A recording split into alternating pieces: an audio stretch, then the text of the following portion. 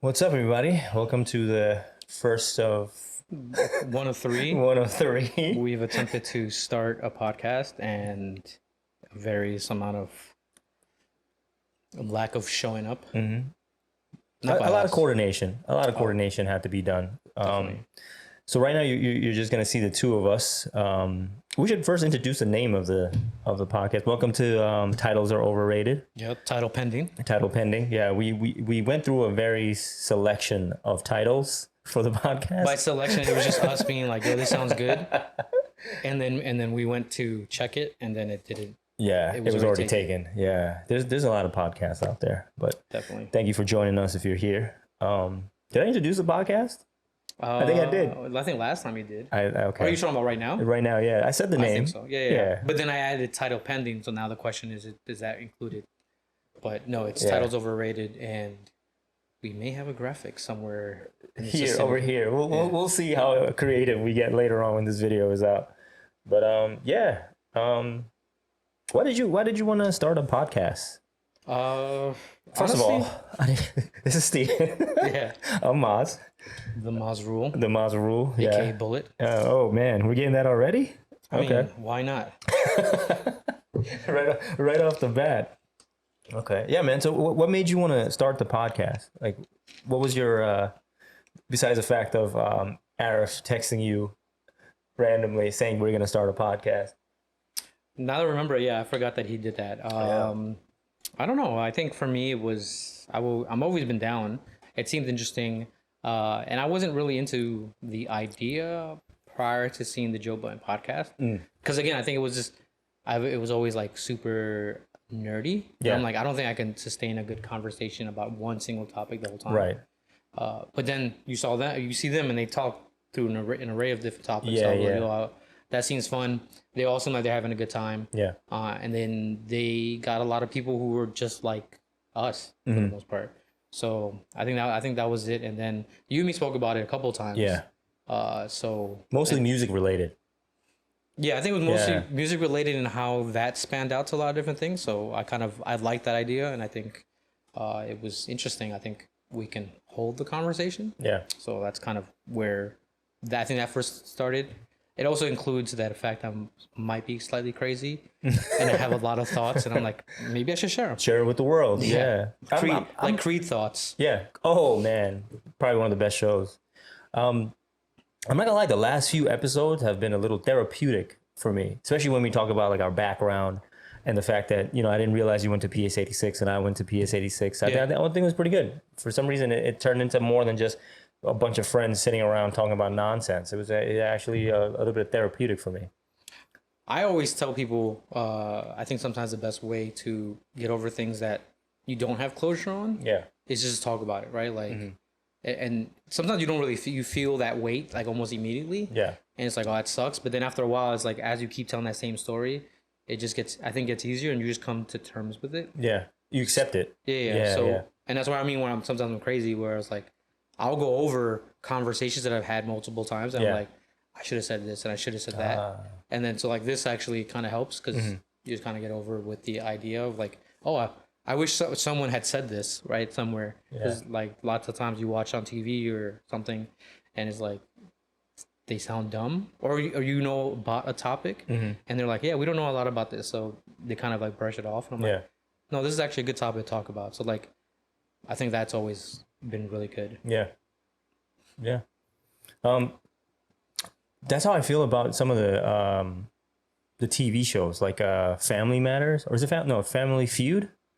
That show where you're watching people and they have giving answers to something, and I'm like, man, it's like this guy's a dumbass. Like I could have had such a better answer. That's how I feel about podcasts, where they're having a topic that they talk about and you could jump right into it. I'm like, man, I feel like I could have like the life experiences that I think we both share. I think it would be good for whoever is listening. Oh, definitely. And I think if we get everyone involved, Yeah. I think there's a lot of different life experiences, like, and we're all kind of within the same age range, and we all grew up within maybe a couple miles from each other. So, Yeah. but it's so vast. I think that's the like the uniqueness of New York. Like, you can grow up a mile away from somebody and have a completely different experience. 100%. And depending on which part of the city, it could be a block away, right? Yeah, like, yeah. it doesn't even have to be a mile. It could just be so vast. And it's kind of crazy because he was like, yo, I grew up right there. I'm like, oh, me too. Yeah. And then I'm like, yo, did you do this? And they're like, no. I went to private school. I was like, Right. what is? I was like, that's crazy. And Queens, if you can't already tell, we're from Queens, but I'm sure that will be a topic for many episodes to come. But I think Queens is just diverse like that anyway. You have so many people that come from different ethnicities and different places around the world. It just, everybody has a different experience on how they grew up in Queens based on where they're from. Yeah, I think Queens has the most like authentic version of the different diversities. Yeah. Like if like Queens has Liberty, right? So Right. which is super West Indian, right? Yeah. But if you go into Brooklyn, they have their own version of it. Mhm. But being that it's so sometimes like where it's located, it's crazier and weirder and different. Yeah. And weird is not always a negative thing, right? And then like if you go to like parts of like Uptown, right? It's super Dominican, but it's like also embedded with a bunch of different changes where it's now like, well, it's not like the Dominicans that I know from over here, right? Or if you when we went to the Dominican Republic, when we went to DR, it was different. They were more chill. Yeah. When you go uptown, they're chill to an extent. Yeah. And then it's just like game on. Yeah. So it's like it's a whole different thing. So I Shout feel, out to Dykeman. yeah, that's why I always felt like Queens was always like I always loved Queens like Yeah. 100%. more than anything. That's why I I don't even, when everyone was like, oh, do you like the Yankees? I was like, no. Yeah. I like the Mets. It's always been right? the Mets. Yeah. Even though I got a Yankee hat on right now. Ugh. Maybe I'll Photoshop this out. That'll be great. The whole for the whole blurred. session. No, it's just a floating Mets logo. Mets logo. Yeah, That'd be pretty funny. yeah, and it's poorly placed. So it's like, Every time I move, it shifts. it's like those old school edits in the TV when they would be like they had curse words. So and you still see fucking. Like, oh. Oh man! Dude, so we're originally supposed to have 5 people here altogether. Was it originally? I think it was 3 originally. 3 originally, and then it became 5. You know, the more the merrier. I think everybody would have had some type of part in it, and due to I guess scheduling and personal matters, it's just been us for the past few times, and hopefully, you know, whenever the rest of the gang is ready, they'll join us, and we'll have more funnier stories to tell. I think this is the part where we tell what to expect from this type. I don't really have any. I'm just random shit that pops up in our head doing a conversation. I think you and I have a great conversation no matter what. But what do you think they could expect from us from this podcast? I think the most consistent thing that I think we've spoken about is I think just like thought processes. Yeah. Like I know I think it's very popular for people to talk about how to succeed and how this is the best way to do something. Yeah. And then you kind of don't understand their life experiences, and then sometimes like some of the life experiences are like crazy extreme, like oh, like I'm successful, and then you look into like how they became successful, and it was like questionable. Not even questionable. Like sometimes like you like example, like I'm not like anti, you know, like the idea, but like when people are like, oh, I'm a successful businessman, like you know, anyone could do it. And then you're like, oh, but how'd you start off? Like, I just got a small loan. And you're like, who? And it was like, oh, it was like a $5 million loan. Like, how the fuck did you get a $5 million loan? Like Trump and his dad? Well, a small loan. And you look into $1 it and it's like, all right, cool, man. Yeah. Like, yeah, maybe compared to like your current like situation, yeah. it was small, or at the time it was small, but like for some people, like it's not like that. So I think like an everyday person, it's always interesting to listen from. Like the experiences are not always like amazing, right? Like it could just be a complete fucking failure. Yeah. So I think that's pretty good. I think also and how music is entwined into all of this. Yeah. And that culture, because sometimes there's like, you know, I love hip hop a lot, but also like all the different types of cultures that like intertwines with music. Because as I got older, I started to like more music, or openly share that I like more music. Yeah. Like I'm almost positive. I'm pretty sure I like the Backstreet Boys. I just never told anyone. I was like, yo, that's just whack. No, the Backstreet Boys are good. But man. I knew for some reason when it was like when I got older, I knew the words. I was like, that's weird. Yeah. They brainwashed you. Apparently, yeah. But yeah, and I think it was also the culture that we grew up with. Like, it was always the hard lifestyle. It was always the gangster hip hop music. At least for me, I know that's what it was. I think to admit like, oh, I like some Backstreet Boys in front of your hoodlum boy, boys and stuff like that. It's hard to do so. Oh, definitely. Yeah. Yeah. I don't think I ever. No, I think there was only a few people that I like. And the weird part, I was always friends with people who liked different types of music. Like, Yeah. I had a couple friends that were into like heavy metal and things like that, and I was like, and we used to make fun of each other like pretty much the whole time. Like, Yeah. he would be like, yo, and he would just pretend to rap with some white kid. He pretends like, yeah, we're just talking about. He's like, crack this, and then I'm like, oh, okay, at least like. And I always told everyone that like heavy metal was like devil worshiping music. Right. So then that's all we will do is basically just do that back and forth. But honestly, there was some good music and stuff like that. I just never knew about it to the point where I think later on in life when I heard about it, I was like, well, this is a really good song, thinking that it was new. Yeah. And then I go tell people like, yo, you listen to the song? Like, bro, this came out like in '95. Yeah, I'm like, yeah. I remember you were like, yo, my dad listens to this. Yeah. I remember that shit. Yeah. I mean, I love music no matter what. As long as it sounds good to me, I don't think I care about the genre of it. But yeah, I mean, as far as what to expect from us, just laughs. I think just laughs and stories, and like you said, I think we have stuff that people could relate to, especially if you grew up in New York. Not to say that we're gonna be a New York biased podcast, but I think it might turn into that. I mean, to be fair, if I knew more about other places, I definitely Right. would bring that up. I think I don't, growing up in the way we did, I didn't travel that much. Yeah. And then the times I did travel, it was always for like limited viewing time. Like, I've been to like North Carolina, but I was only there for like I was half the time I was like training like Right. You stuff weren't like really there to hang I wasn't out. really there. Yeah, I wasn't like exploring and be like, oh, did you Right. see this? Yeah. And even growing up here, like for me, my limitation of like the New York City lifestyle that everyone talks about, like party and stuff like that, that was also hyper limited for me as well. So it's like for me, it was just different types of different things that I did. Like I never went to parties that much growing up. Like I was like, oh, I'd rather play ball. Yeah. Right.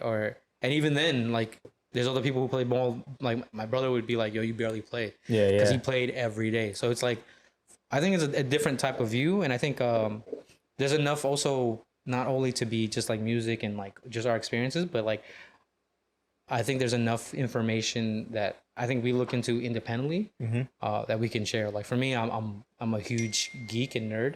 Man, that shit was loud. My bad. So I was like, I'm a huge geek and nerd. So I'm like, I'm into technology. I'm into the news. I'm into. I'm not super into political stuff, but more I'm always Same. Yeah, I'm really into like also understanding why something's happening. So like politically, it would be like I'm not really left or right because again, that is bias type of thing, and and it's also theoretical. Like sometimes it's like, oh, the left thinks about this, and it's like that's not really what they think about it. It's where they're at now, right? Yeah. So, but for me, it's kind of like that level of information that I think sometimes I found really appealing in other podcasts where they give you a ton of information. Yeah. But it's like one podcast is about this one. So you have to go to multiple podcasts to do it. And I think for me, I don't think I'm like the expert in it, but enough to be like, oh, I heard this in here. Like, so I can provide information, like a source of information for follow on information. Like, oh, if you want to hear a podcast about this, this is what I heard. So I think those podcasts are pretty good instead of like, finding them on your own. No, I agree 100%. But yeah, I heard you went up to Connecticut this weekend. No, you didn't go. We were supposed to. Okay. And then like halfway up, Amelia got sick, and like she was feeling sick, and we were in traffic. Like we hit traffic almost immediately. Yeah. And I'm like, bro, like we just got in the car. How you sick already? And I was like, figure it out. Like, and that's the thing. Like, like what do you do then? Like, do you just turn around and go turn back? So we were just kind of like in traffic for a while, and then I did the math, and I was like, and then on top of that, my mom was flying back home. Okay. So we had to be back again to just make sure that she was there. And then initially I thought I had a driver back to the airport, but then my brother showed up and he was like, no, I'll take her. I was like, why didn't no one say anything? I mean, at the same time, it wasn't that bad. Like I got back and we get to spend some more time or whatever. But it was just like, I feel like it was poor planning on everyone's behalf. Cause everyone was like, yo, are you going to take her? I was like, yeah, I'll take her.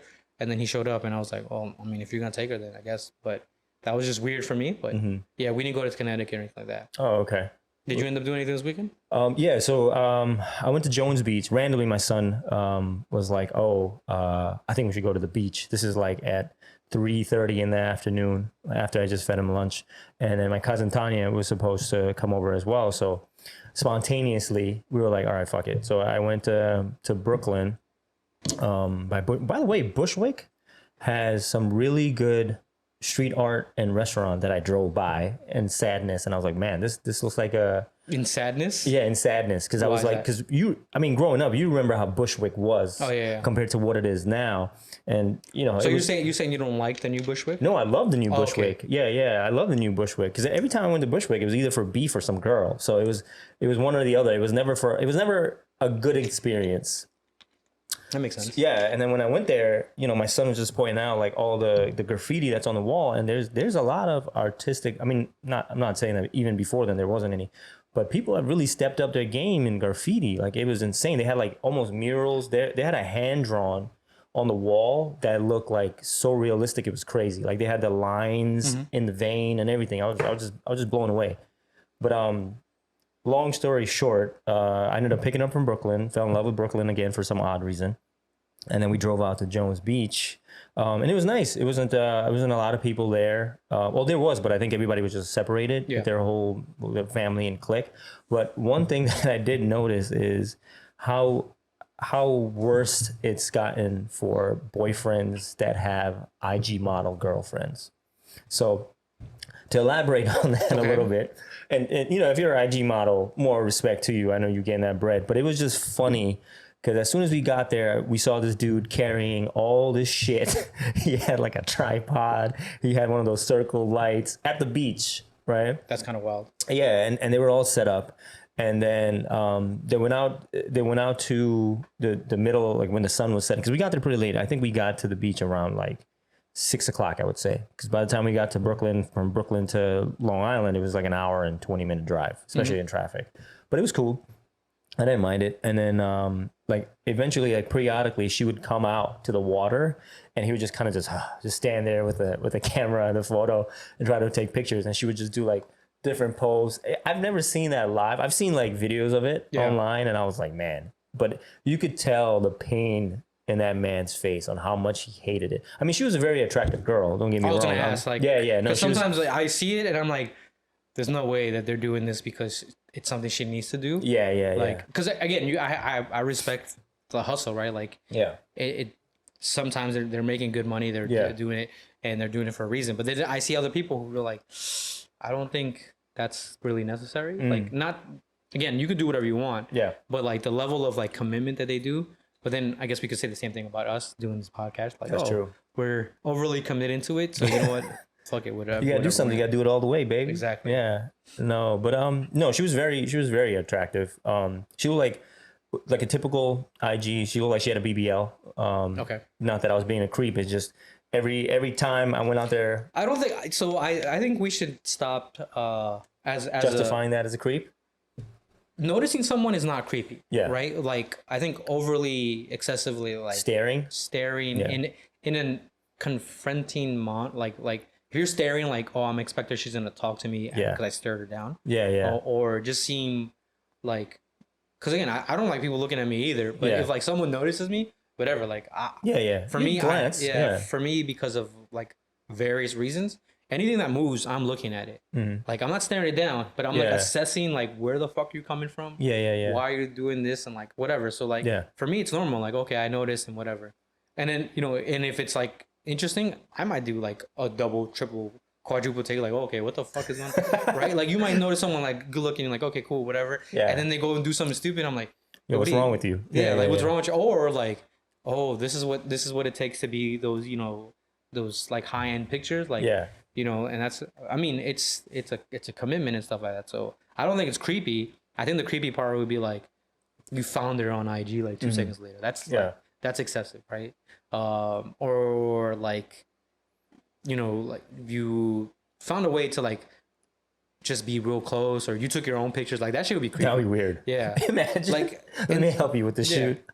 No, but I don't think we could justify creepy unless you're a female. Not that I'm trying to speak for females right now, but I think for guys, if somebody's looking at you, especially if it's like a male, it's one, like, okay, you looked at me, keep it moving. Or two, what the fuck are you looking at? Like, you know what I'm saying? But for girls, like, for example, at the gym, I do my best not to look at a female when she's working out, because obviously they're going to be in some kind of position where if I do glance at a look and they make eye contact with me, they're like, oh, this motherfucker has been looking at me this whole time. Yeah, but you also have to understand, like, yes, they can justify and say, yo, that was creepy. Yeah. Right? Yeah. But at the same time, you could be like, bro, I was literally just 100%. Yeah, I was looking what my next machine or where I'm gonna go next. Yeah. You happen to be looking at yourself. Yeah, or you happen to that I hate that shit. Like sometimes I would be when I went to the gym in terms like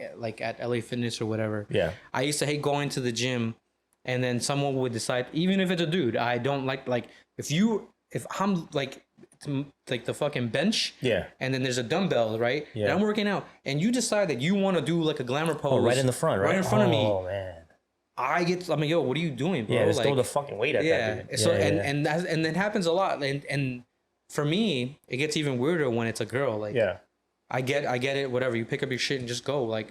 But again, I'm not saying like you shouldn't do it, and I'm not saying that we should not think something's creepy, right? But I'm just saying, like, if that's not your intention, right, you can't fault yourself for like, okay, I noticed it, right? Like, when I feel like it's a human nature to look at something that's moving. It's human nature to look at something that's interesting, right?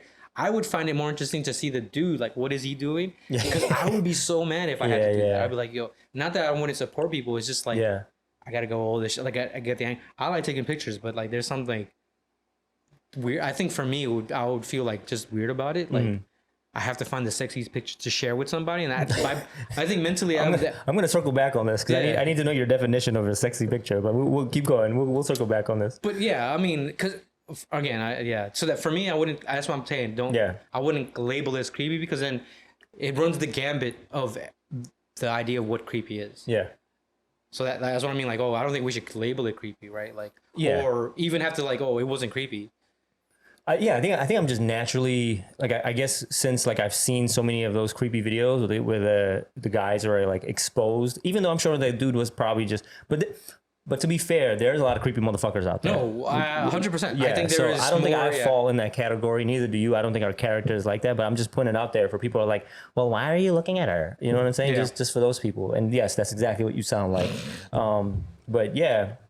So you could, and I think I was looking at the dude pause more than I was looking at the girl. Yeah. Because he just looked so like frustrated. You know when you could tell a man has had enough, but he doesn't want to say it. He was just standing there with the phone, just like you could tell that he wanted to go home or he just wanted to come to the beach and relax and not take photos. And she was out there for quite some time, and she was coming back, checking the photos, giving him back the phone. They had like a little tripod thing where they were both like standing. So they went to the beach together, just them two? Just them two. So they had a little setup right when I was walking up because I bought a little bag. We had a little bed sheet to put on the sand and stuff like that, whatever. And they were like a couple of feet away from us. Okay. So every now and then she would, and it's not like, I don't think her purpose was to come to the beach and shoot. They looked like they just came because they had a cooler and everything. So it looked like they came to genuinely have a good time, and it just turned into like, hey, the sun is setting. I need to post stuff, take a bunch of photos. And at some point I was just like, yo, they seemed like they were a couple. They were like holding hands and stuff. But I was like, yo, my man has never been in any of these shots. And that made me realize like, yo, maybe she's an IG model. She looked like she was an IG model, but it was just, I don't know how this rant went on about, but this guy, but it was just funny to me, man. If you're out there, if you're a boyfriend suffering from this kind of thing, I feel for you, man. I feel just take bad pictures. Just take really bad pictures and she'll never ask you again. Oh, but then she might ask somebody else. That's true. So maybe, I don't know. What do you do? What do you do in that situation? I mean, I think everyone has to make their own sacrifices for what they want to do. Yeah.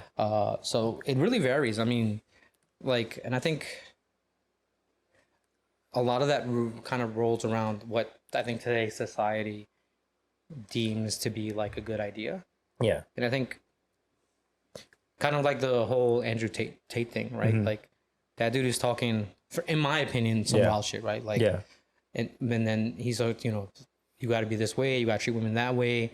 If you're too nice, you know, they're gonna take advantage of you.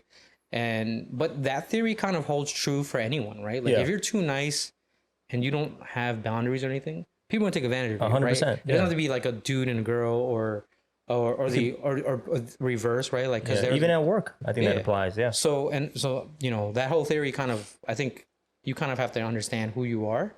And the dude, I mean, again, there's some people who are willing to be like, nah, this is what I want because of the outcome, right? Like what it brings me, and if that's what he wants, you don't have to like it, right? It's kind of like the whole theory behind work. I've never enjoyed working.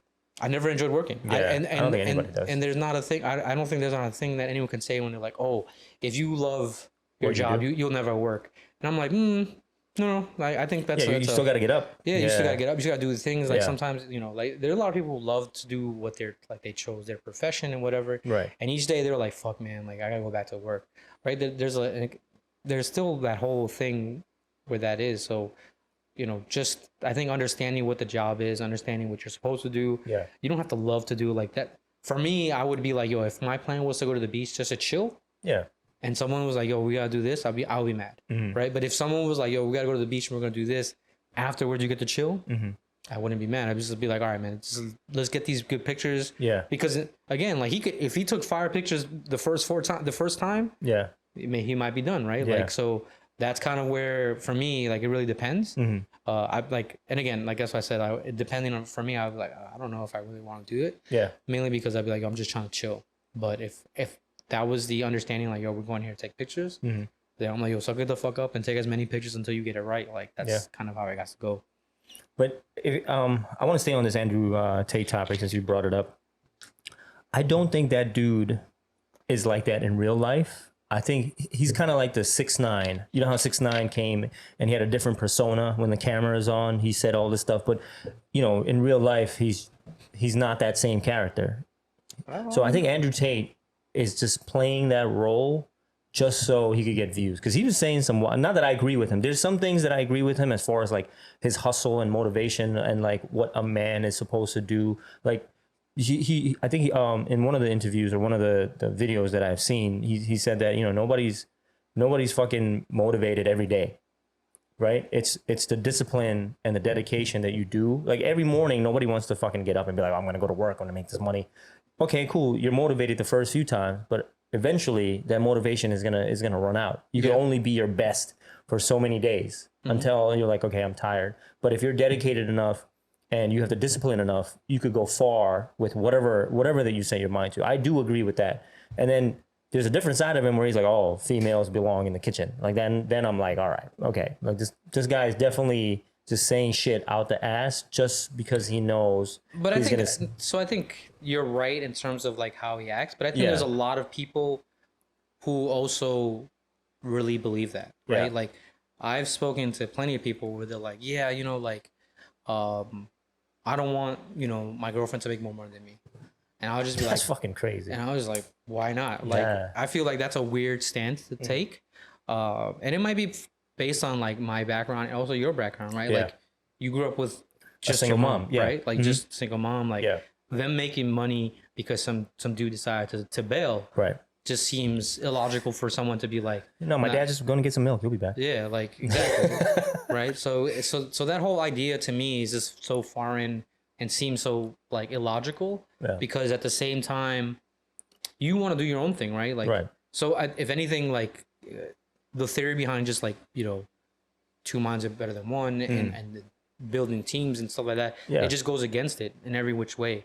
So like, and that's the thing, like I think the idea of, I think the proper word I think is called gender roles. Like, you know, women should do this and that. I think roles exist, right? It doesn't have to be unique to the gender or whichever gender it is, right? Like, I feel like for me, if I couldn't get a job and I couldn't do anything, but my wife could work and do everything, if best believe I'm gonna do my best to cook, clean, and do shit, right? Like do your part. Yeah. Well, and again, and that's if there is one-sidedness, right? In terms of like income, right? And amount of availability.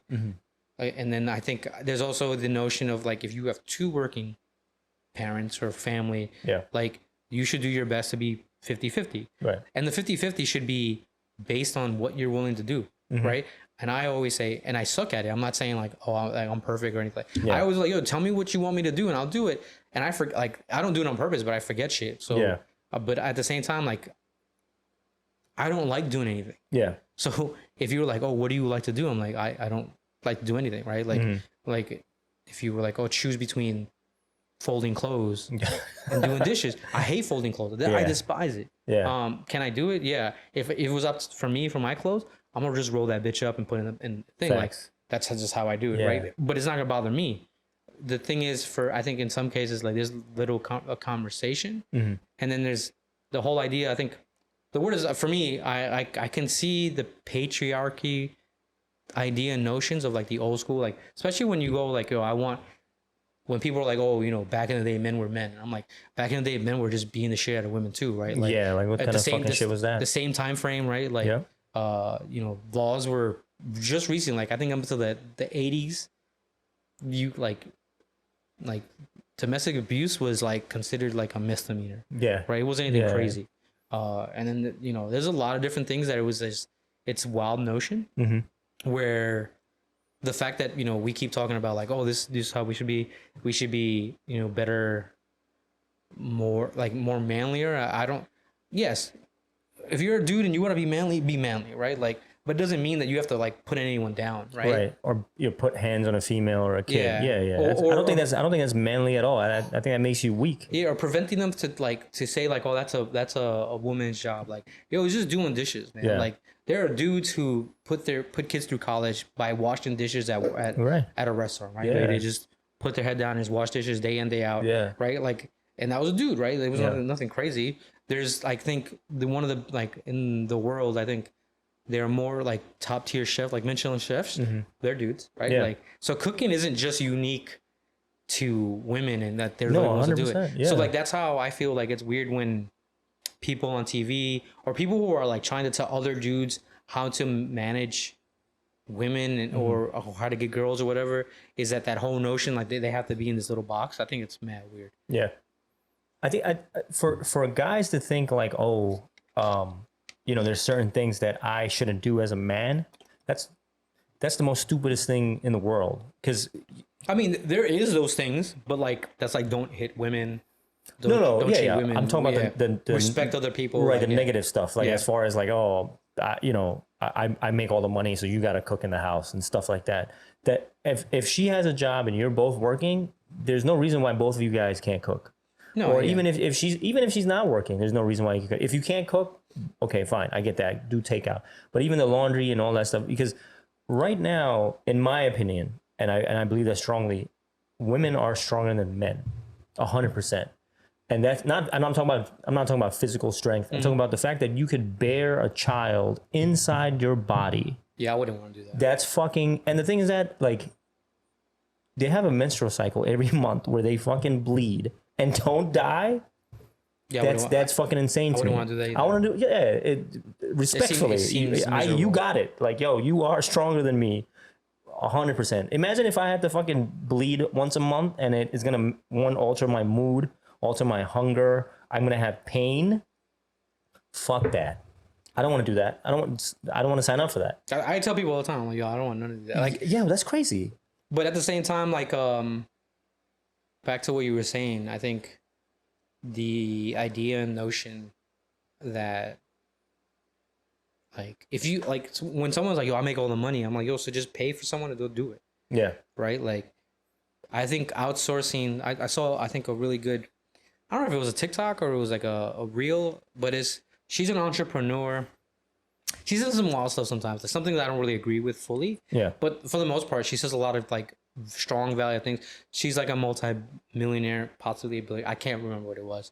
But she was saying like how dudes are like expert outsourcers, right? Because it comes from like young age, right? You just would scream mom and be like, yo, where's something, right? Like, right? Oh. So like they're so used to, right? And then and then when they get married, they do the same thing, like, oh, you know, like, where's this and where's that? you know, where's the remote? And they're like, oh, you know, and they've always asked like their Mom. significant other, Yeah. right? So they were like, oh, yeah, men are so in like ingrained to outsource just the common tasks, and they're saying like women. She was saying, not, you know, there was another woman in the podcast. She was saying that women are, they feel the need to like, oh, if I don't do it, it will look poorly on me. Yeah. And that I could do it better, or that why ask for help because, it will like when I could do it better, you know, it takes longer to explain it. Yeah. And a lot of different things which I've heard from other people before, and I'm like, okay, that for me, I'm just like, all right, cool, whatever. She was like, but if you were to like actually look at the time, I think there was a statistic. She quoted a statistic saying like women do an extra 4 hours of like actual work at home to do like laundry, whatever, like on average, right? So they were saying like if you were to time it and look at how much you spend in every activity, and at any given moment, a certain activity reaches like 40 hours or 35 hours. Yeah. She was like, you should outsource it, right? You can hire a maid, you can hire someone to cook, right? Because that's someone's full-time job, Right. which you are personally taking on. And then she even said like, in these cases, like even if it's collective, like between you and your husband or you and someone else, you can still outsource it, right? Like it's common sense, and that's for something like even when, you know, for me, like I was just gonna say, is that something that you imply right now in your relationship? yeah, like for me, like I told her like when Instacart first came out, I was like, bro, let's do this. Yeah. She was like, oh well, I don't like people shopping for me. Like, is it really a benefit? It's like extra $100 a year, and I'm like, you do the math, right? Like I was like, yo, it's 100. I don't know what the price is now, but it's $100 a year, but and you still have the tip or whatever. Right. But if you break it out, like say you tip, you know, $20 every time you use it, you know, that works out to, you know, $300 plus 100, so it's $400 for the entire year for groceries. But you split it up, you know, through 12 months, right? So that's what, like an extra $40 a month. Yeah. And then let's say you use it. It's the time that you're saving. Yeah, it's the time you're saving. And I think, I don't know where I got this idea from. I want to say there was probably a podcast or like a YouTube video talking about like managing time and when to like outsource and when not to outsource. And it's like basically you put a price point on your time. Yeah. Just like you would do anything else, right? Like you go to work and you're like, okay, I know for a fact I'm making this many dollars an hour, right? For the most part. Yeah. And you do it and you look at it and you're like, oh, if I'm shopping for 3 hours, right? And the most I'm gonna spend is an extra $40. Yeah. To let someone else do it. I do the same thing with my laundry for a while. Like I was like, yo, especially when the kids were young, and you know, I was like, yo, give me the clothes. I'll drop it off to the laundry. Right. I'll pay the money, and just so that we don't have to do it. Granted, would I have saved money? Probably. Yeah. Right. But you got that time. Yeah, you would talk about like the time that you're going back and forth and check in on the like. And then again, I'm not saying that I was super efficient on it. Yeah.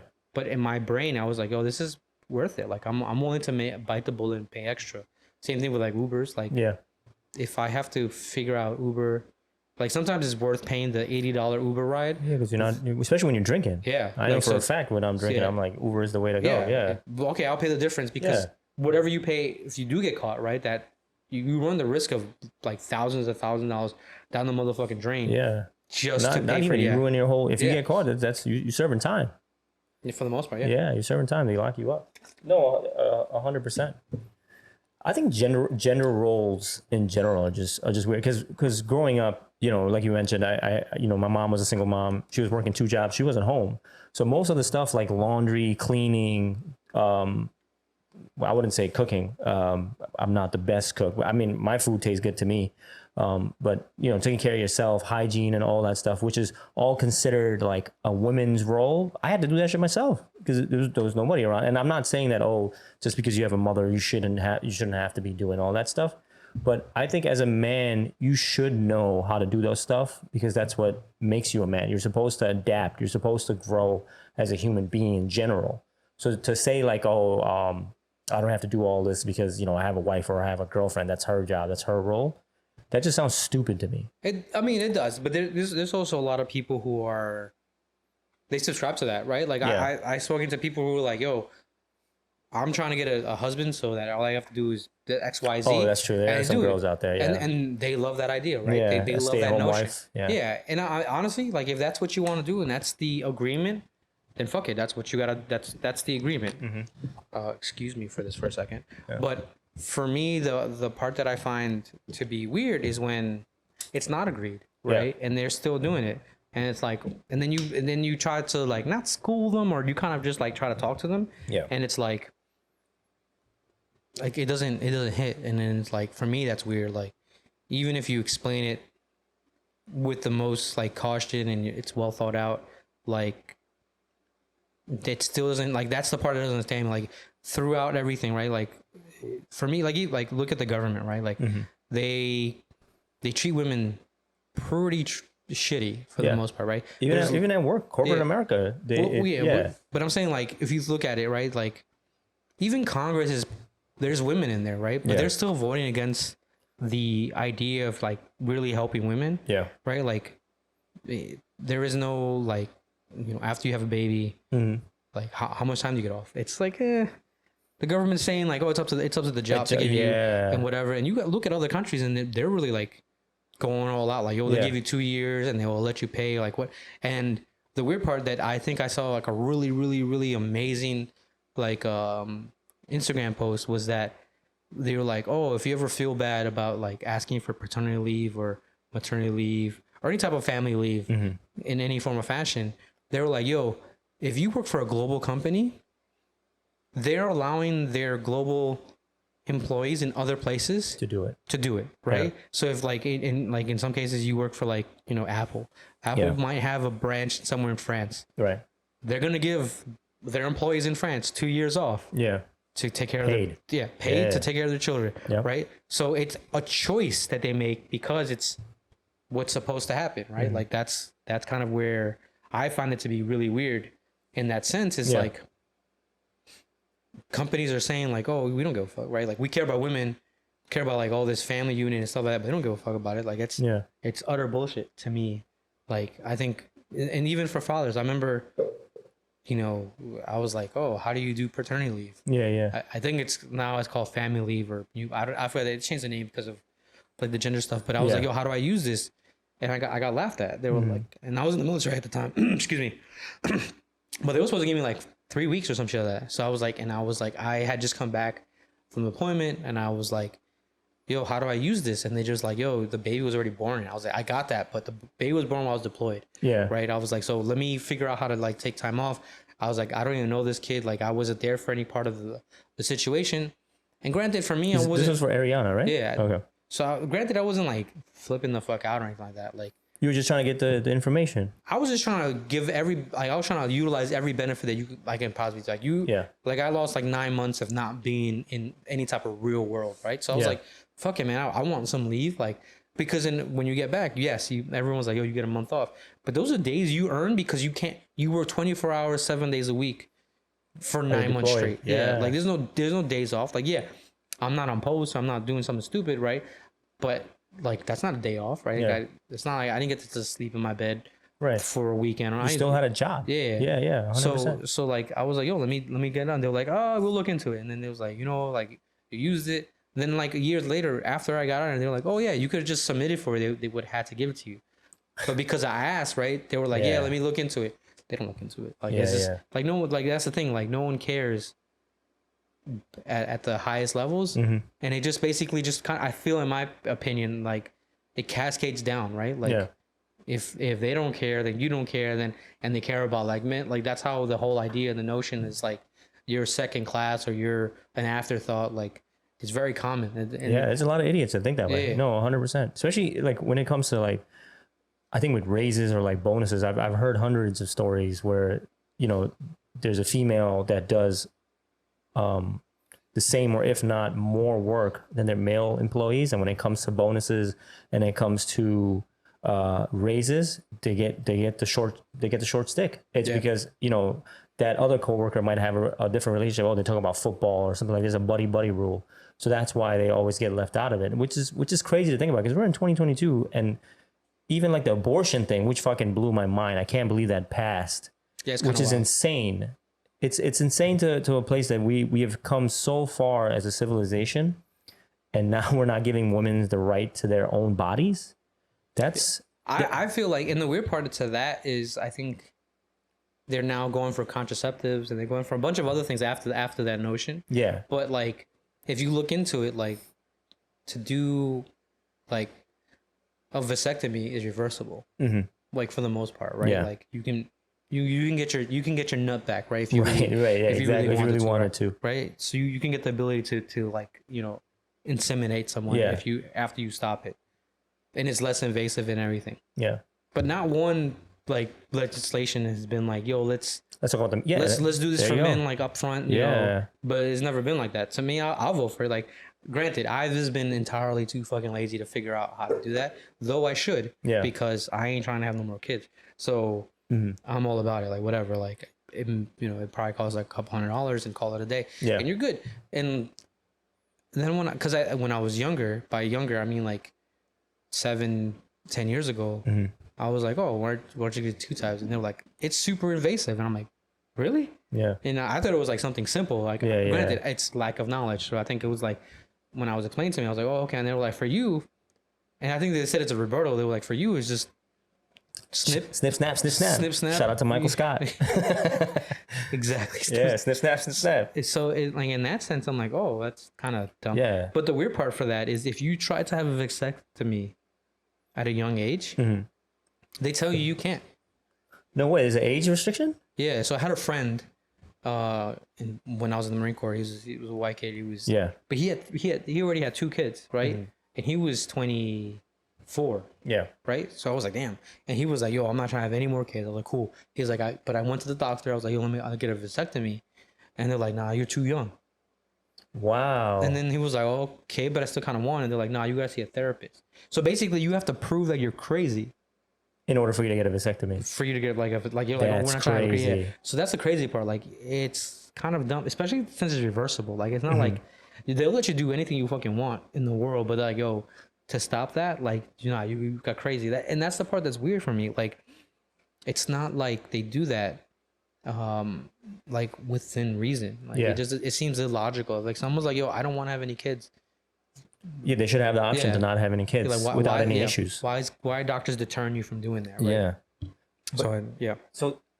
So me and Cully Chocolate was talking the other day about this, and we were talking about like how there's a conspiracy theory out there. I'm calling him Cully Chocolate because apparently he doesn't want his government name out there. He's such a all right. Which is hilarious. But he's one of the he should be one of the co-hosts here whenever he could make the time. He's on Liberty right now. He's on Liberty Avenue right now. Shout out to Cully Chocolate on Liberty, holding it down for all the Cullys.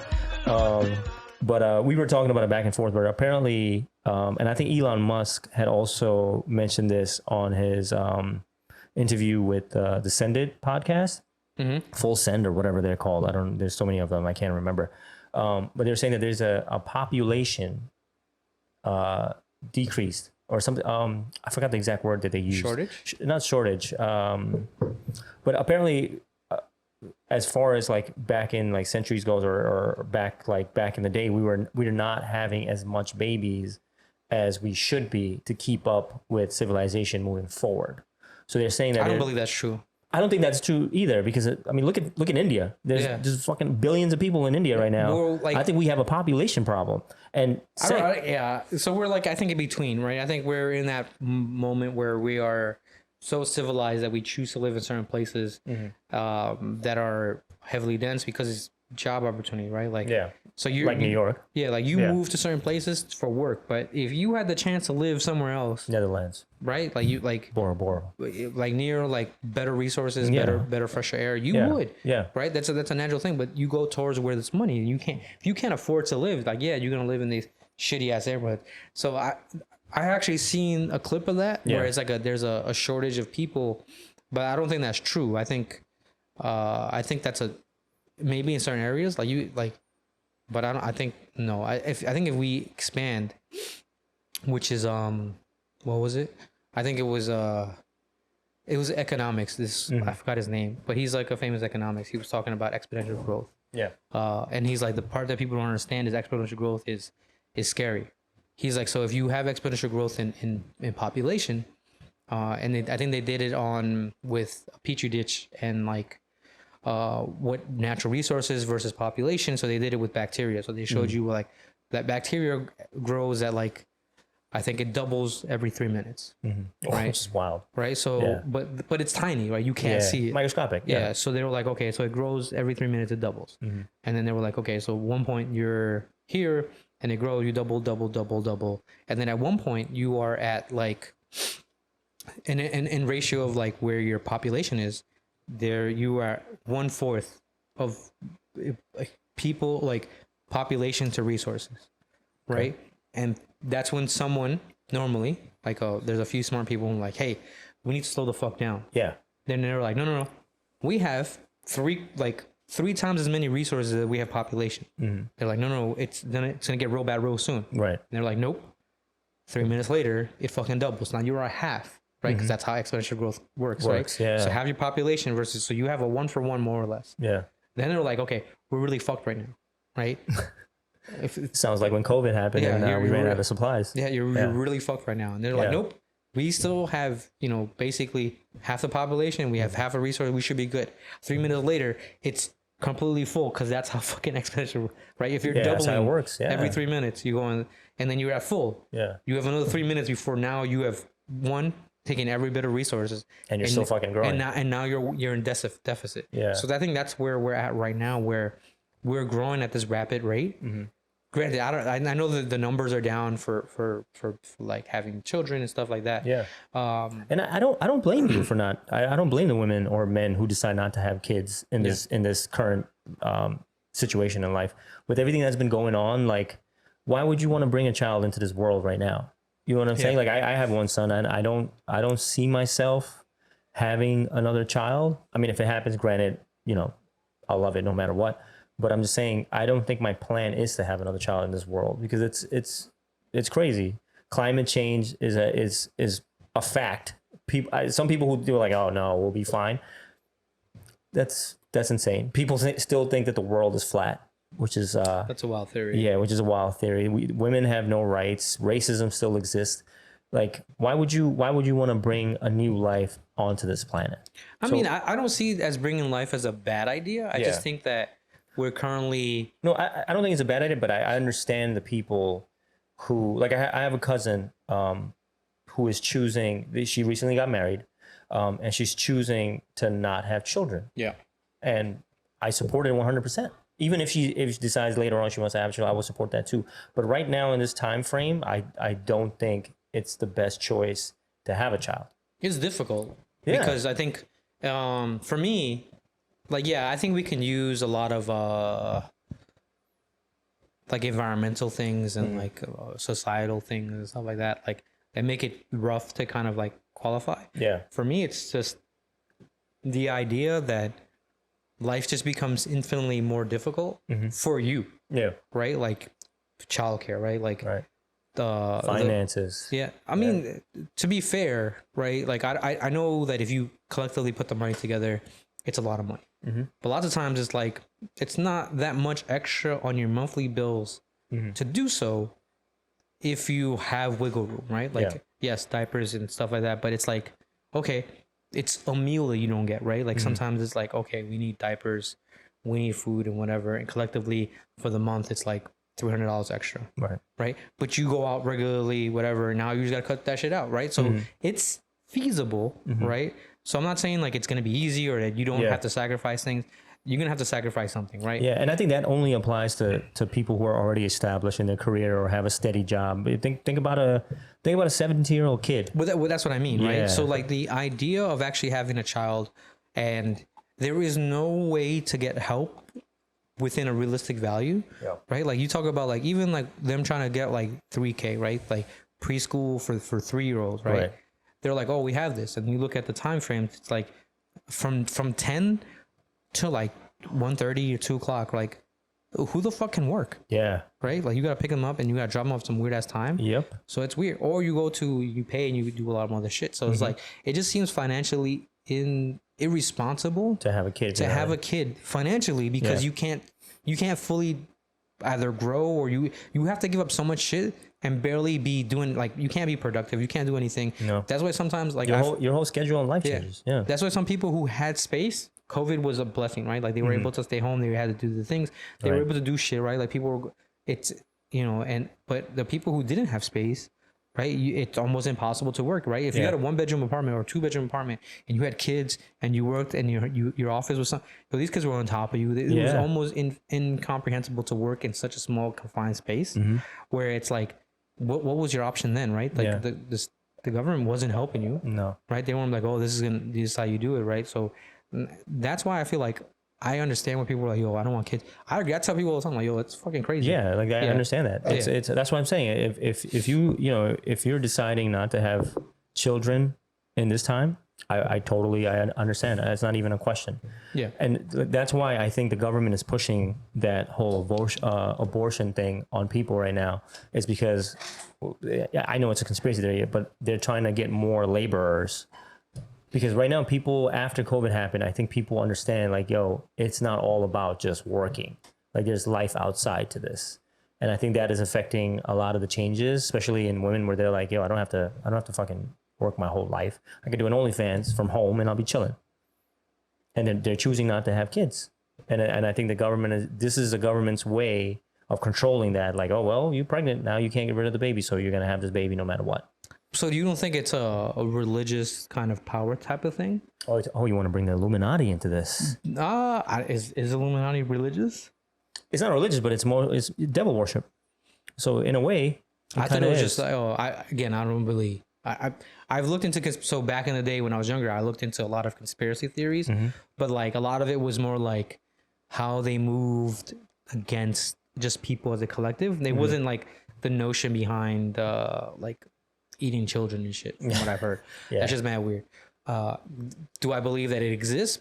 Yes. Do I believe it's like a conservative motion behind the left side? I don't think so. I think it's very much like any people can be part of this like weird fucking weirdo thing that they do to kids. Like I think that's like agnostic to whatever creed or background you come to. Like this pedophiles everywhere, right? Like, At wasn't there a thing about Ellen where she was like infusing her blood with like children's supposedly, right? So which it's I believe like, Ellen is creepy as fuck. I mean, to be honest with you, for a while, like I thought she was pretty cool, but then but again, like it's really hard to like kind of avoid yourself from looking at this level of like ideas. But I truly believe that the U.S. government and many other governments are in the business of like keeping certain people down, like whatever. So that's why like there was a big conspiracy of back in the day, like they don't even talk about it anymore, but that AIDS and HIV virus was like a man-made thing, and that's why it was an epidemic in only certain countries, right? Well, a whole kind, right? It was Africa kind, inner cities in the United States. Yeah. It was to keep people from it was affecting only the poor people.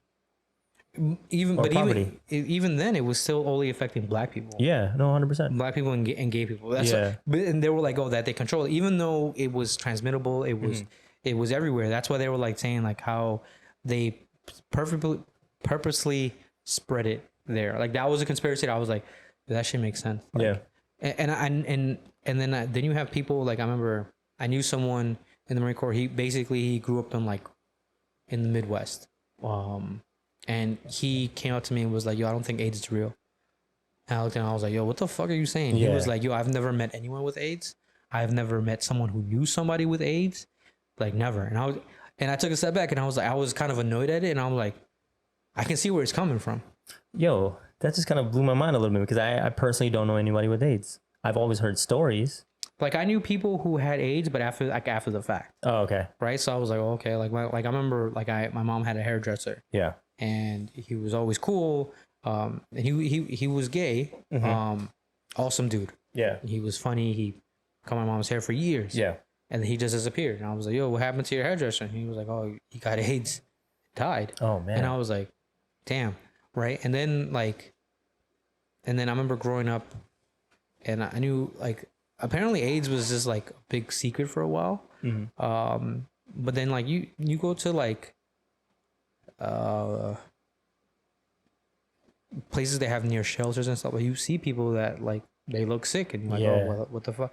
And it's like for me that's how it is. But again, I think AIDS now it's kind of not as rampant. It's still happening, right? But then they have medicine that prevents you to have it. It's there's a lot of different things that there's a reason why at people our age you don't see it. Yeah.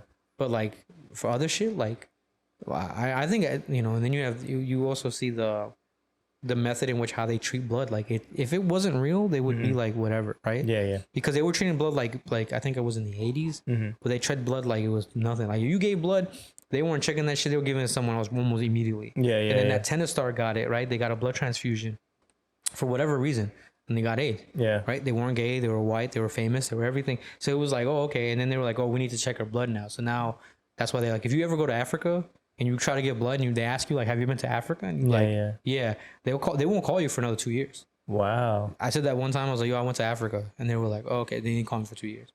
And then they're back to calling me. And if you have tattoos again, because they don't know, right? Because it's like, oh, you got tattoo, like, and they're like, yeah, so they won't take your blood because the ink and stuff like it's in your blood for a while.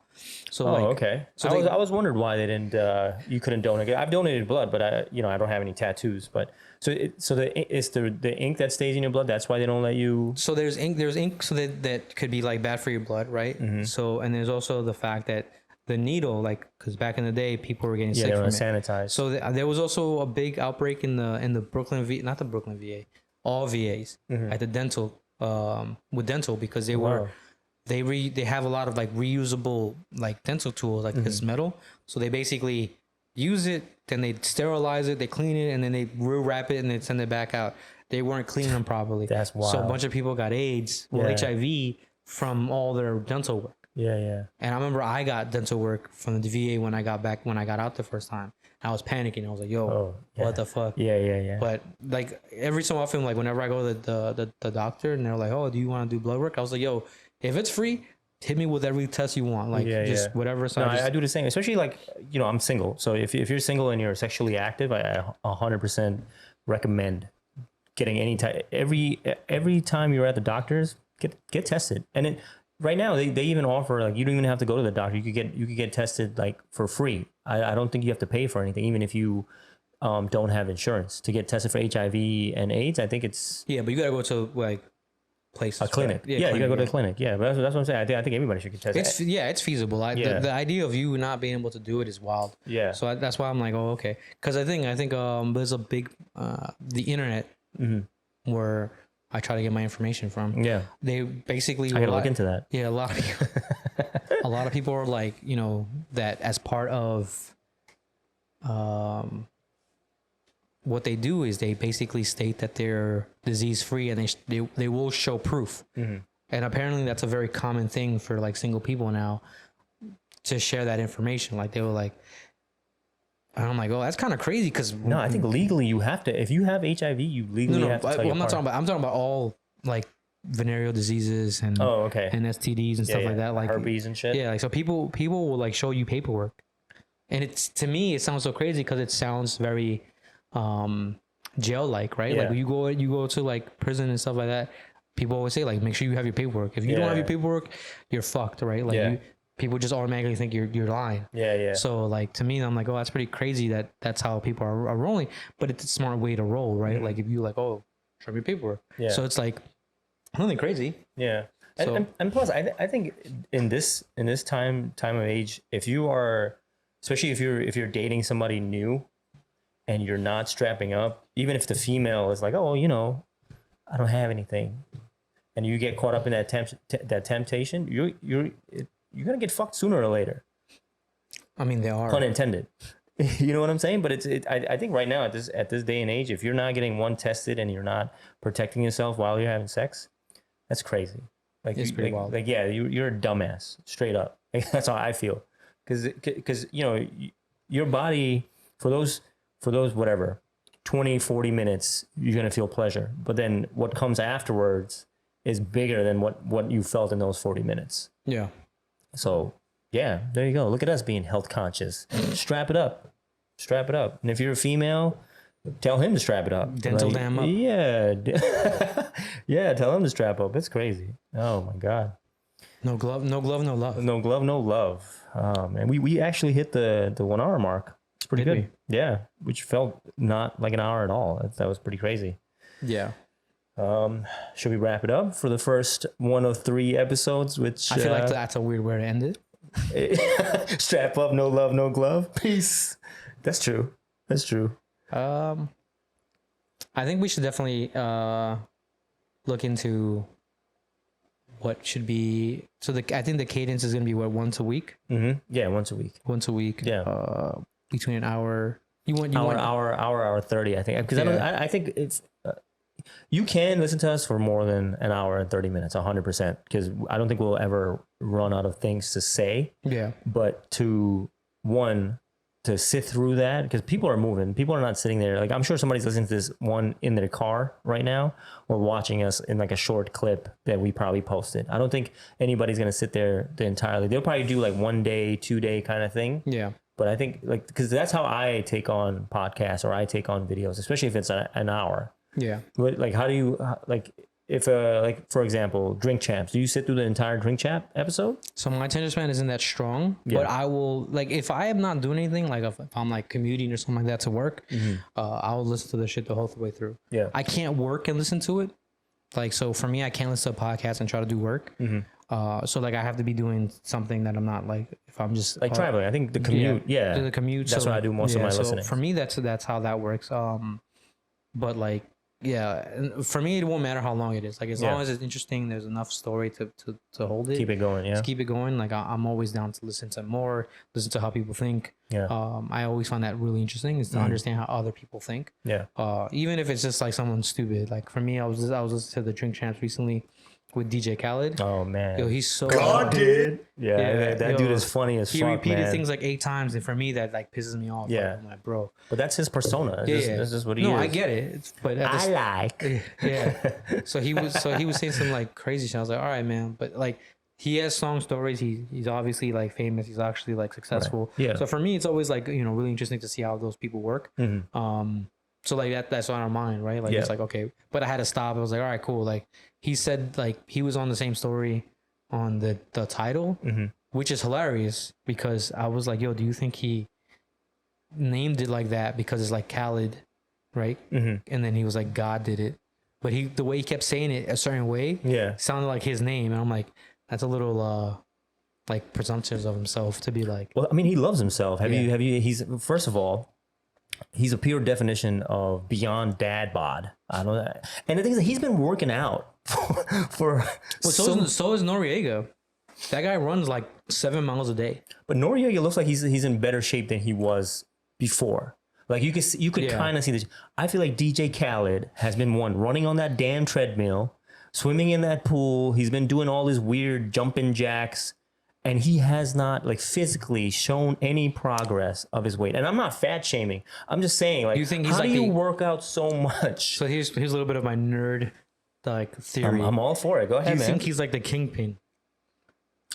Elaborate. So if you remember 90s cartoons, right? Spider-Man, great cartoon. Yes. Right? The Kingpin was obviously like the biggest enemy that Spider-Man had. Yeah. But the Kingpin was like there. Yeah. But he was solid muscle. Yeah, like, he was a big dude. Yeah, so he was mad big. He basically was like a white version of Khaled without hair. Yeah. But basically, like that was a superpower. Like he was just like hard as steel, right? Like so that he was mad strong or whatever.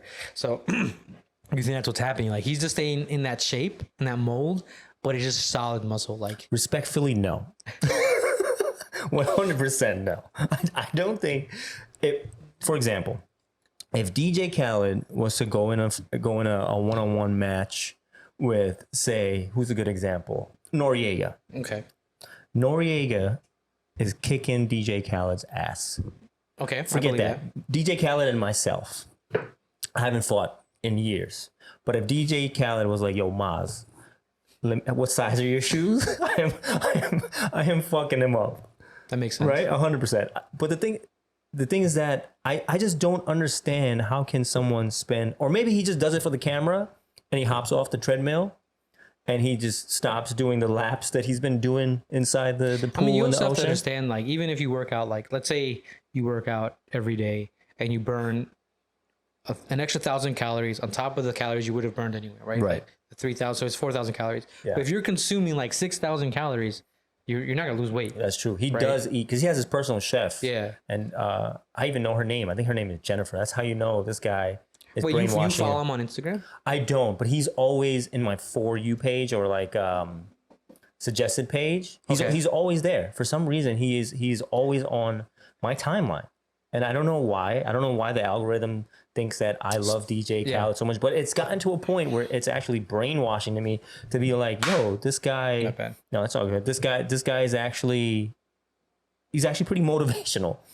Oh no, definitely. I think You know what I mean? Yeah, that's As a how motivational speaker, he's great. So that's what they talked about in Drink Champs. Like basically, like Snapchat brought him into like that 100%. motivational like Another one. Yeah. Honestly, and I at the time I didn't even have Snapchat, so I was like, but I remember seeing them. Yeah. But I think it's hilarious that your algorithms show you DJ Khaled all the time. But for me, my algorithms show me like plants and shit. Well, clearly, yeah. Clearly. I mean, I have other stuff in my algorithm that is not DJ Khaled, but it's just crazy to me that since I don't follow him, but he's everywhere. I think that's the thing. But I have a lot of music algorithm as well. I don't follow that many people that are in music. Like I don't follow them in what, but I like if you get like a random algorithm post I would like it. That's what Instagram is for. You're supposed to double tap. Ladies, pay attention. You're supposed to double tap. That's just what it stands for. But for some reason, I don't think I've gone a single day where I haven't, especially when he's on album mode.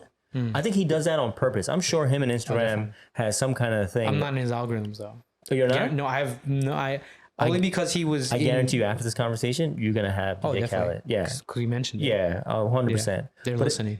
But I think his marketing, like he kept saying like "Stay Alive" was like the song of the summer. In my opinion, I think didn't like it. I didn't either.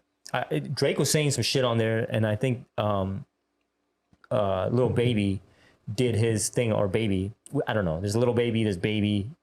I just find it's a weird name to even say. So Baby. I don't say Yeah, Lil Wayne is the Baby as well. So I don't know, but I don't think I don't want people to think like I don't know music just because I don't know the guy's name. I love music, but it's just fucking confusing. Little Baby, the Baby. There's too many of them. Just name yourself Baby number 1, Baby number 2 to make life easier. Let's have a different name. Yeah, but I think he had a better verse than Drake. Granted, the hook was good, but it wasn't until like I heard that song once, saw the video once. I haven't seen the video, and I haven't played it. The video is pretty funny. Yeah, I think Drake is very comedic when it comes to making his music videos, especially with DJ Khaled in it, who's a doctor.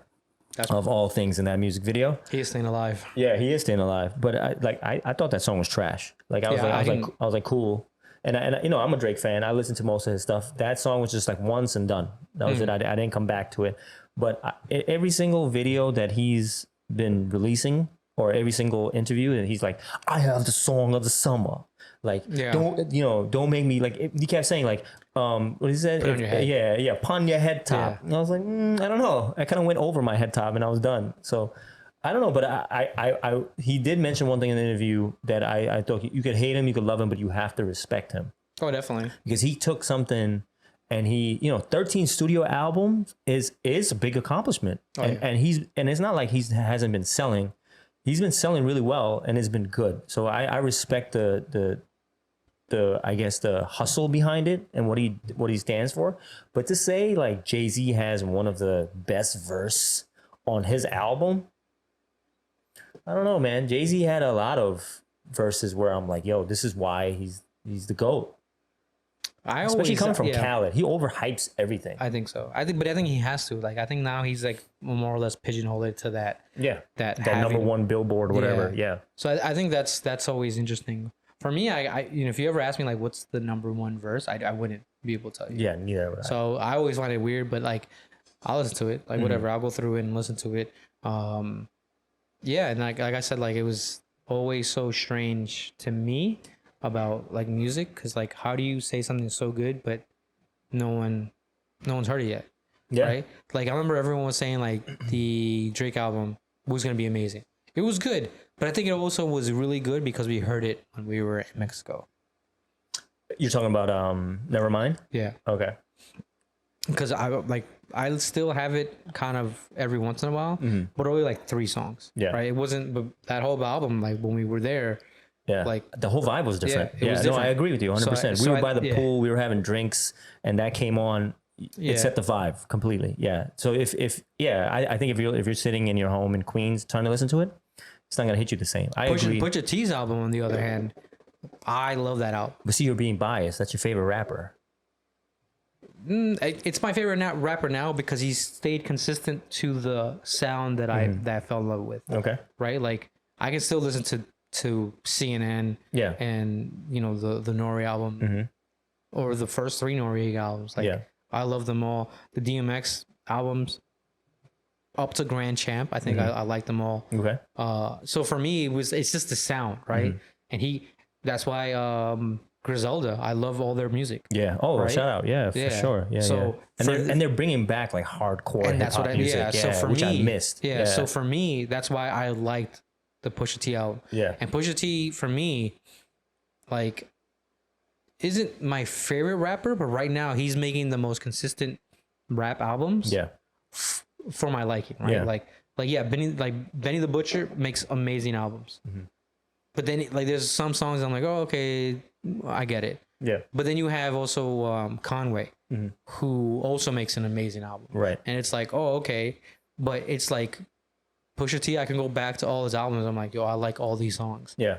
And so it was like, okay, so for me, if he comes out, like if Pusha T comes with another album, and he hyped it and never released it. So I was in that mode where I'm like, yo, if it sucks, I'm gonna be pissed. Right. And it didn't. Did you expect your expectations were high? So he met the expectations. So I'm not like, Griselda keep dropping. They stay dropping albums without telling no one. Yeah. Yeah. So I find it like, sometimes I find it on the day it comes out. Yeah.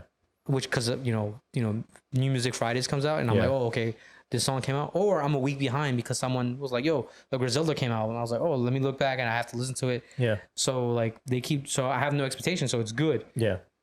But Pusha T met my because he was like, yo, it's gonna be an amazing album, Right? And he did his thing. Yeah. He did his thing. So like that's always interesting to me. Yeah. Okay. What's your take? Did you get a chance to listen to the Games album?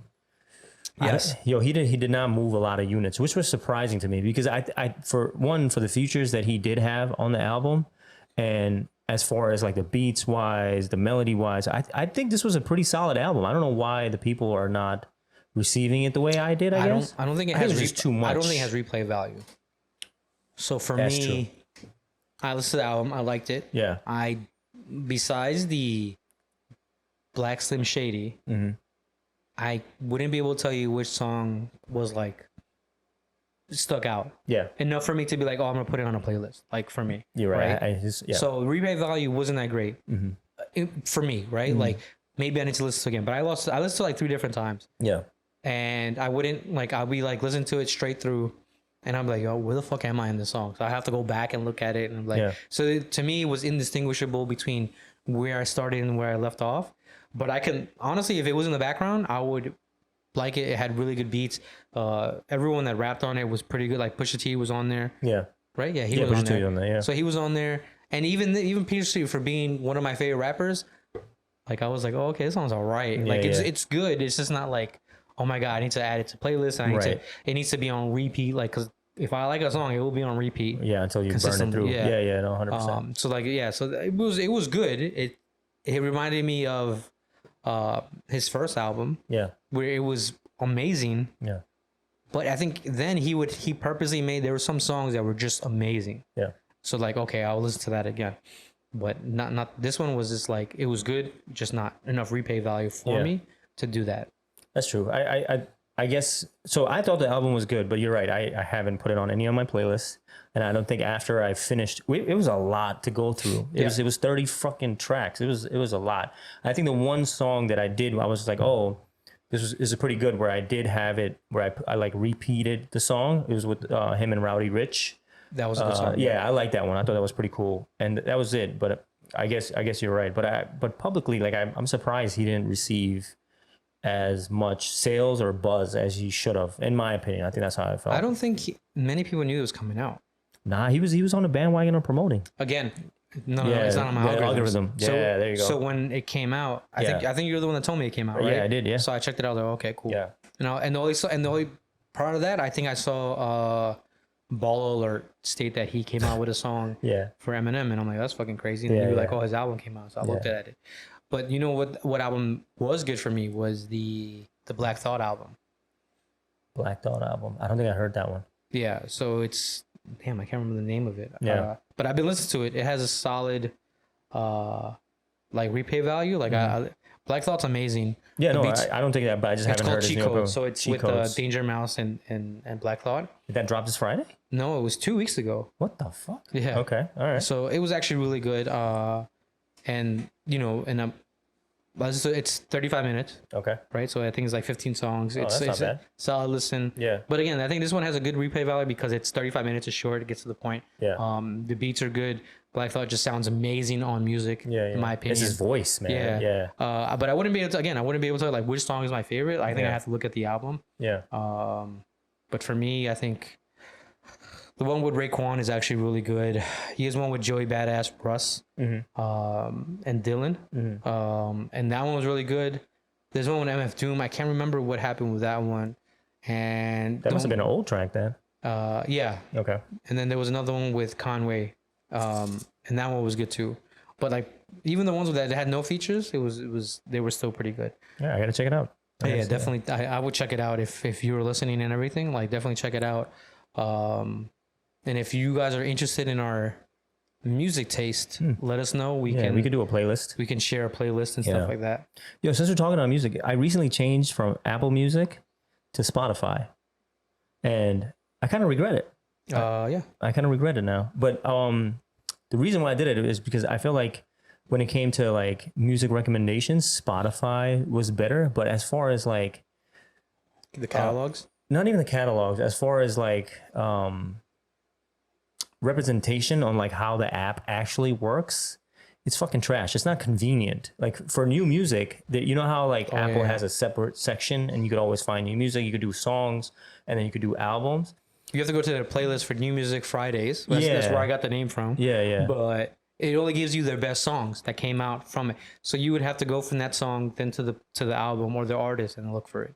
For in Apple? No. In Spotify. In Spotify, Yeah, that's what yeah. I'm saying. So in Apple, I never went to the song because I was like, yo, fuck public opinion. Like if the Yeah. album drop, if I like the artist, I'll go through that. Especially if it's a new artist, I'll be like, oh, who's this?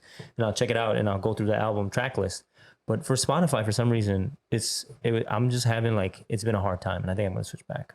Yeah. I mean, I went from Spotify to Apple. Yeah. And I didn't like Apple at first. But now it's kind of like it's pretty It's user convenient. friendly. It is user friendly. Yeah. I just don't like the fact that even though they know my music, they know what I like. Yeah. They know I even put like don't put Beyonce music on my. You don't like Beyonce? I don't like Beyonce. Damn, we just lost like all the females that was in the, No, in the like podcast. so like when it was back in the day, like Yeah. when she was in Destiny's Child, Yeah. pretty good music. When she became Beyonce, The Queen Bee. like So you didn't like her album that just came out? I didn't listen to it. Oh, dude, you got at least give it one listen. And in my personal opinion, I think it was a good album. I know she Makes good music. I Yeah. don't like. For me, it's the level of hype that comes with it, right? Like, but you could say that about Jay-Z though. Think about it. I don't listen to Jay-Z like that, right? I have some.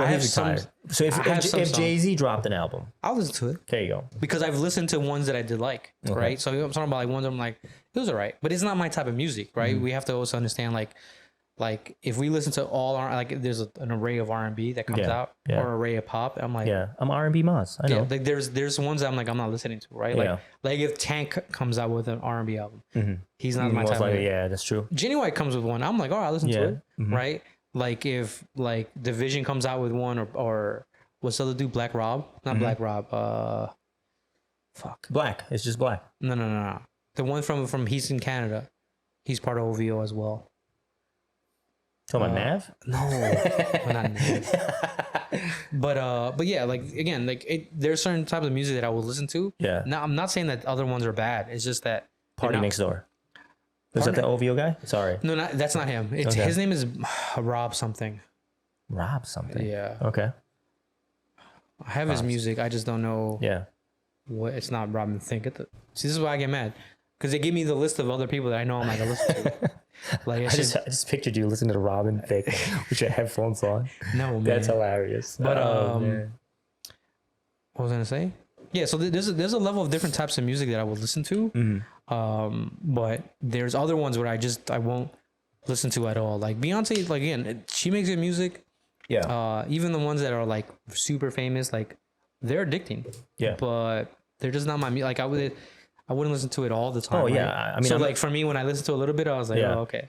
But that was pretty much it for me on like Beyonce, like because there's so much hype to it. I'm like, it's better be good. And then if it's not, I'm a little disappointed. It's like when people talk about like when people hype like the like Friends, right? Like, oh, this is super funny. I'm like, I watched it one time. I'm like, oh, it's all right.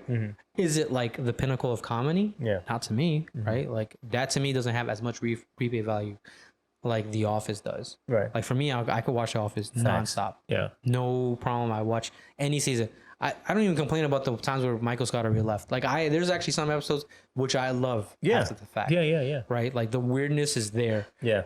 So like, I mean, as long as Dwight hasn't left and Creed hasn't left, because Creed is, I think Creed and Dwight are probably my two favorite, I guess, characters from that show. 100%. Damn. So I will give you that. I'm not sitting in the car bumping Beyonce. Roy Woods, that's what's his name is. Roy Woods. I like Roy Woods. Okay. I don't know a lot of people don't like artist. him. Yeah, but I like Roy Woods. Yeah. But yeah, I mean, I'm not sitting in the car bumping to Beyonce nonstop, but I think sonically that album was pretty good, especially for like the she diversity. always makes sonically really good music. Yeah. No, I think it was a pretty good album. Oh man, music has just not been the same this year. I don't think. No, I thought more thing would drop this year, but it hasn't been the same. But not that 2021 or 2020. I know the whole pandemic kind of shut down. Like, there's a lot of good songs that did come out from it, but I think I guess my expectation was high for music, and is always gonna be. I don't think there's a lot of albums that came out where I was like, oh man, this is the best album of the year. Yeah. Like as of right now, with all the songs that has come out, what do you think? Since there's like 4 months left in the year, what do you think is the best album in your opinion right now? For rap, I still think it's Pusha T's album. Yeah. You wouldn't put Jim Jones up there? That album wasn't as good. Yeah. Which one are you talking about? Not Lobby Boys. El Capo? Which I think El Capo. It dropped in 2021. You're right. No, El Capo dropped 2019. No way. Yeah. Oh shit. It's that old. Yeah. Damn, that's crazy. I still have him in my playlist. That album was by far one of the best albums. Yeah, and it was so underrated. It was good. Yeah. Really good. I loved every bit of that. And then the fact that they made that other song, New York, with Mano? No, not the Mano one. They remade it with Kanye West. No, the one with Fat Joe. Yeah, that's the version I like, which came out way sooner than that.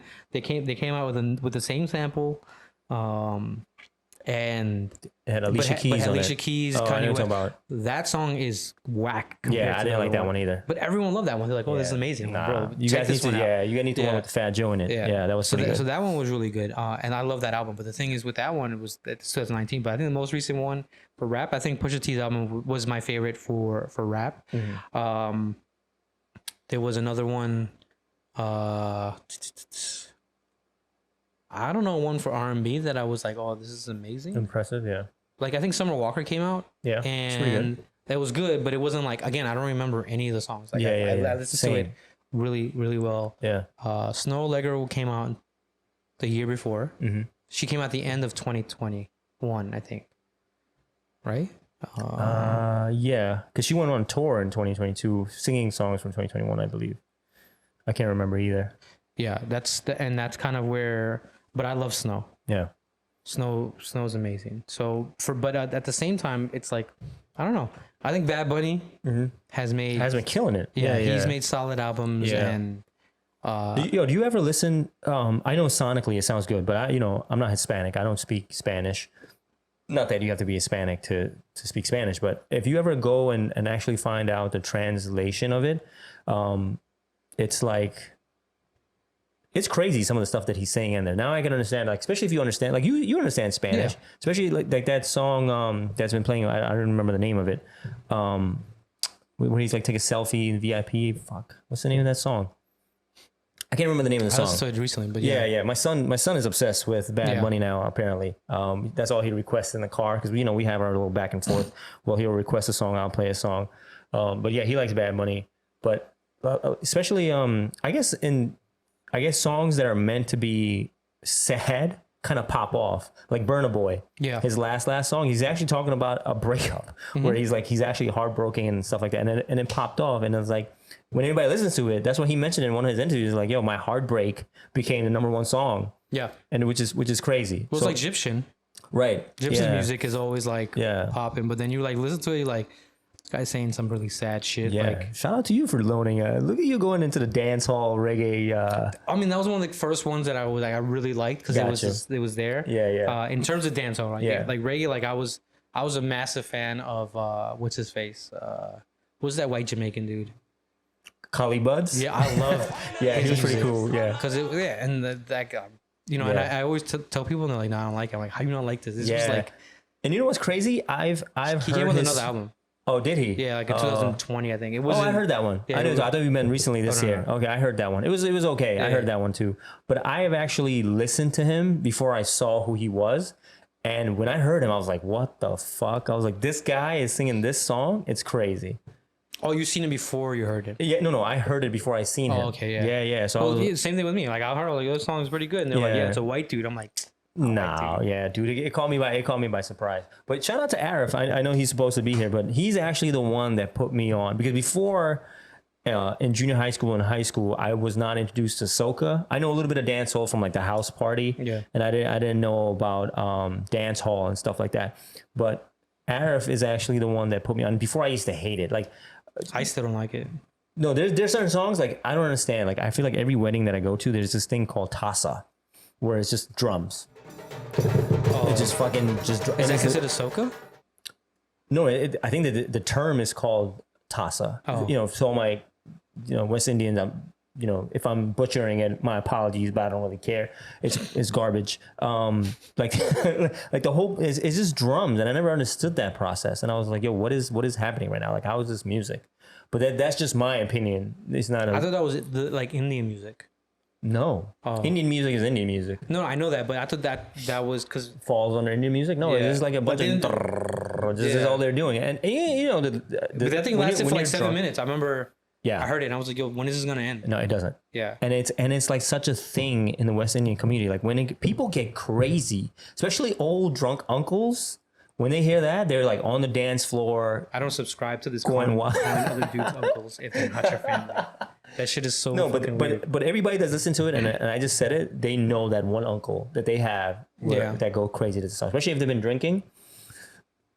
It's a wrap. When that song comes on, I've seen it change people's mood completely. Like I don't know what it is. Maybe because I wasn't born or raised in that culture, but I think I've been around it now. I've been around it for almost a decade now, and I still do not understand it. And coming from me, I speak real Hindi.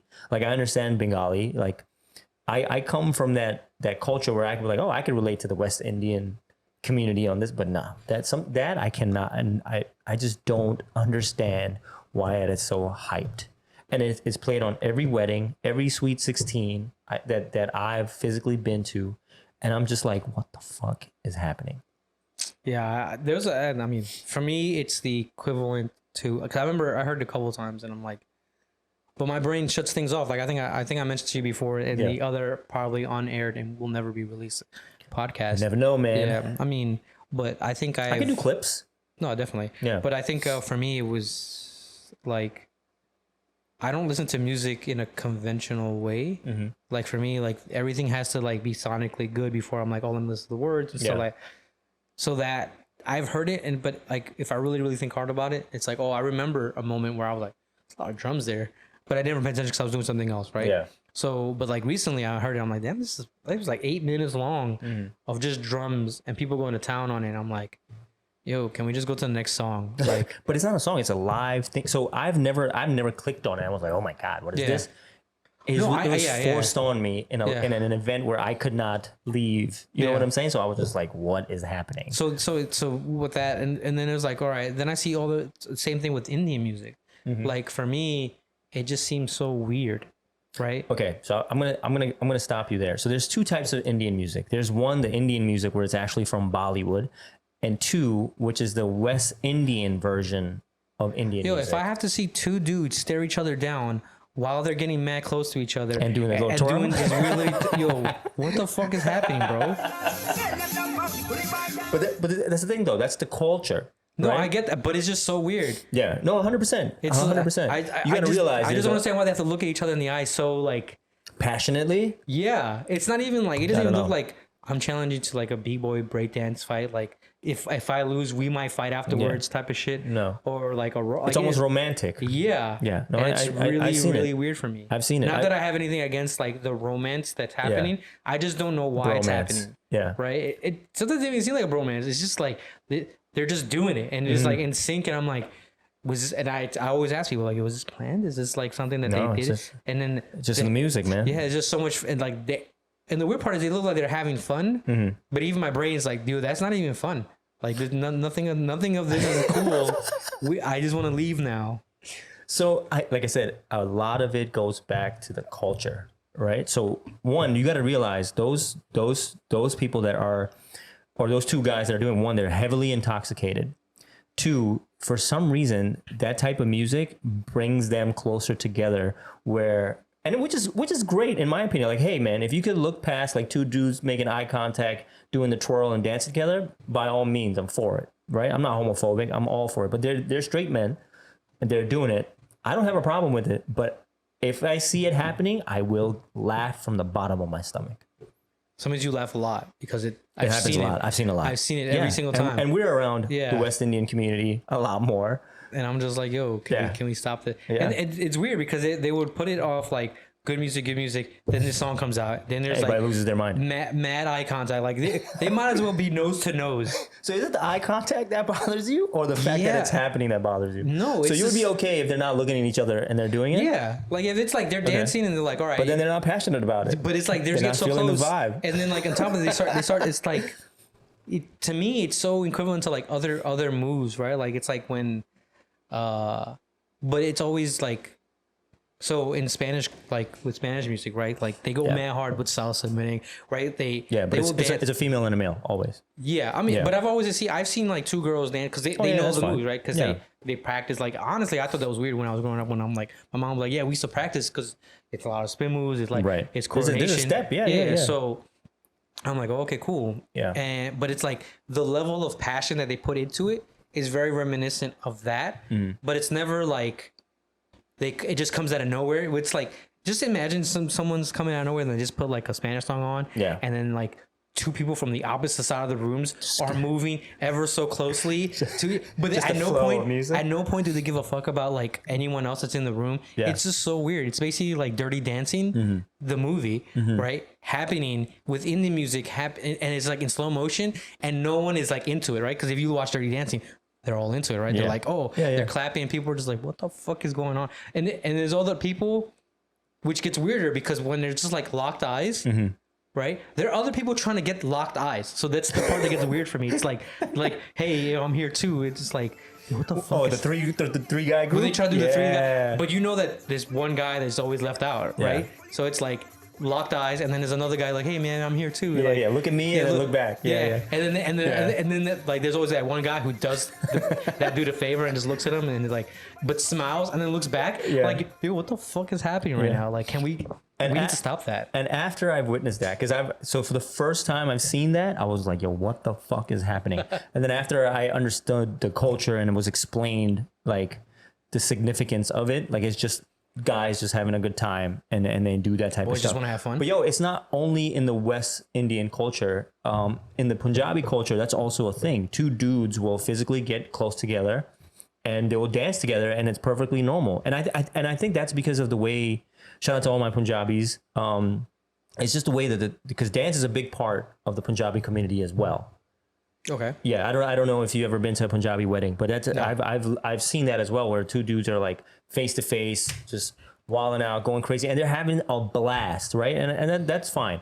But in the West Indian community, I think they go a little bit more above, where they're like shaking their hips at the same time, which like they're like thrusting at one another, and I'm just like, all right. After that, if you try to come and step to me about anything, it's not happening, bro. I've seen you have the same rhythm with another man on the dance floor going back and forth. Don't come after that and try to talk to me about hard body shit. Get the fuck out. I remember one time I went to this party. Yeah. And I was told that this dude was going to be there. And I wasn't his biggest fan or anything like that. I was like, whatever. And when I walked in, they were playing music like that. And he was like, they were like, oh, that I saw him and he had turned around, but not because of me, but everyone was dancing. Yeah. But like the music required, like it was going like it was a fast pace. It was like the drum things. Now I remember. I think it was and the dude was literally trying to shake his ass to the beat. And I was like, what the fuck is going on right now? 100%. Like, I've seen girls do it, and I'm not saying like they shouldn't do it or that they're better off doing it. Yeah. I just wasn't expecting.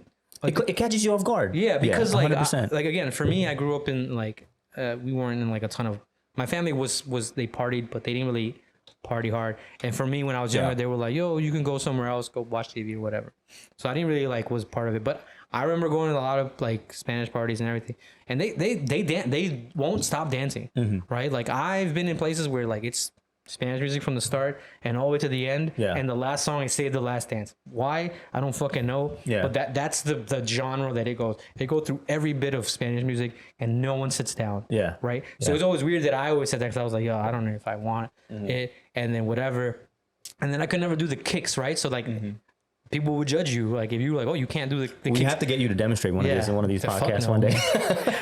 I feel mad stiff, and then people are like, "No, you don't look stiff at all." But like I feel it because I've seen like family, and I see they dance mad good. So I'm like always like, "Oh, I don't think I'm that good." So I always feel mad weird about it. But anyway, but like the way that they like when you say it's culturally, like for me, dudes were not culturally like that. Like for us, like even like being close to another guy, like growing up, like my family was close. They like hugs and stuff like that. But I went to Colombia one time and I met my grandfather's brother, his older brother. I gave him a hug and he pushed me off. He was like, and I was like, oh, bad man, not do them things. He was like, no, and I was like, oh, my bad. Like I didn't know. I just thought that because I grew up this way. I was like, oh, everyone's cool, but like they're not. So like to see just a bunch of dudes staring each other down and it wasn't like a fight. Like I was like, oh, this is kind of weird. So. But see, a part of this conversation could sound like a masculine thing. It's not. Honestly. I just don't understand it. Yeah, it's just. I think what I'm trying to say that I'm cool with you doing whatever you have to do. It's just funny to me the way it goes down, like that whole transition. And I don't consider myself a great dancer, but I grew up with house parties. I grew up with a lot of the Latin culture because, but.